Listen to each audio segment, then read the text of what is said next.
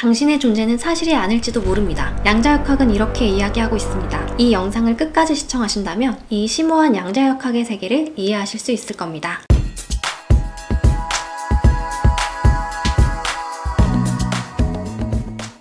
죽은 것과 동시에 살아있는 고양이, 양자역학을 설명하는 가장 유명한 슈레딩거의 고양이를 아시나요? 슈레딩거는 양자역학의 해석을 굉장히 싫어했습니다. 이를 조롱하기 위해서 생각해낸 실험이 슈레딩거의 고양이였죠. 이 세상이 확률로 이루어져 있고 관찰하면 그때서야 모든 게 결정된다고?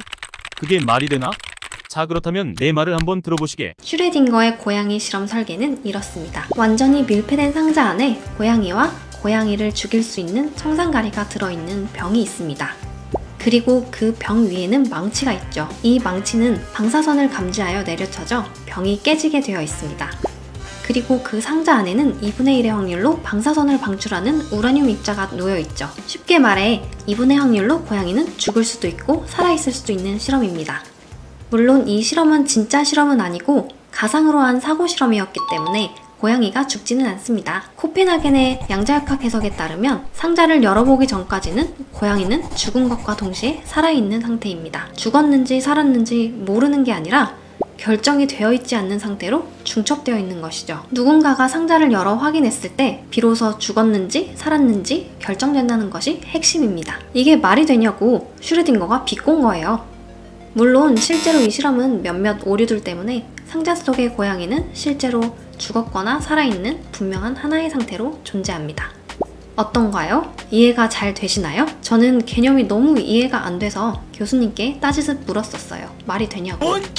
하지만 이건 사실입니다. 수학적으로도 완벽히 맞아떨어지죠. 그렇다면 도대체 양자역학이라는 게 뭘까요? 예를 들어 보겠습니다. 지금 당신이 완전히 닫힌 방 한가운데 있다고 가정해 보겠습니다. 지금 어디에 있죠? 당연히 방 한가운데에 있겠죠. 자, 그럼 이제 당신이 전자 크기만큼 작아졌다고 가정해 보겠습니다. 당신은 어디에 있죠?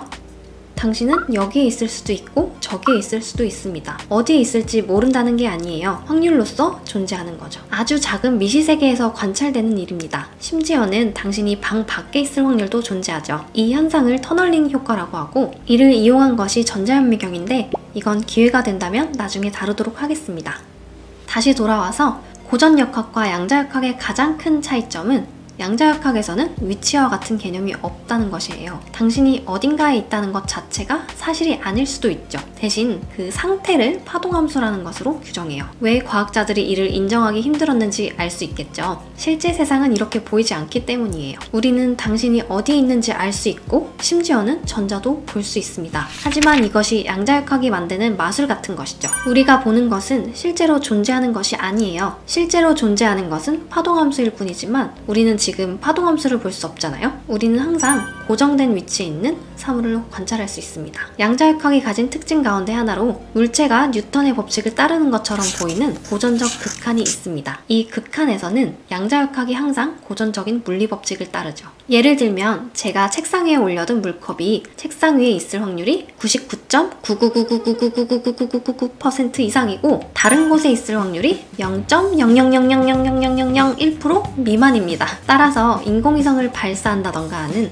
물리법칙을 논할 때는 고전역학으로도 다 설명이 되는 것이죠. 그러나 원자와 같은 작은 미시세계까지 이해하기 위해서는 양자역학으로 접근해야 합니다. 양자역학의 표준적인 해석으로 사용되는 코펜하겐의 해석에서 양자계는 측정하려고 하면 파동함수가 붕괴된다는 규칙을 따릅니다.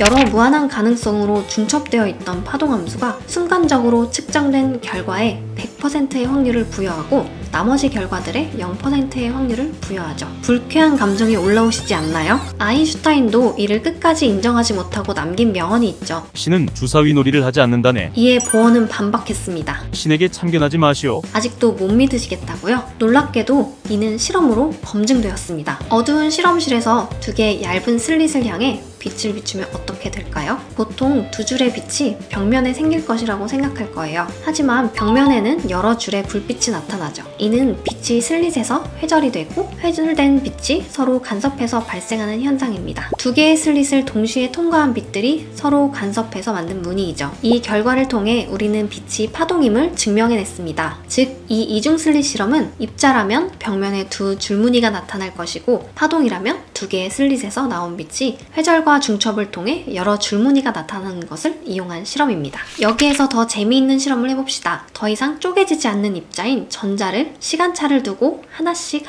차례대로 발사해서 어떤 현상이 일어났는지 관찰했습니다. 그런데 전자를 하나씩 발사했음에도 파동성을 보여주는 여러 겹의 간섭 무늬가 나타났죠. 여러 전자들을 동시에 발사했다면 전자 간의 간섭이 생겨 입자가 파동성을 보여준 것이라고 생각했을 거예요. 전자 하나가 파동이라는 결과가 나온 겁니다. 그래서 도저히 이해가 되지 않았던 과학자들은 혹시 전자가 쪼개져서 이런 일이 일어나는 것인지 알아보고자 슬릿 앞에다 측정 장치를 두고 실험을 다시 진행하였습니다.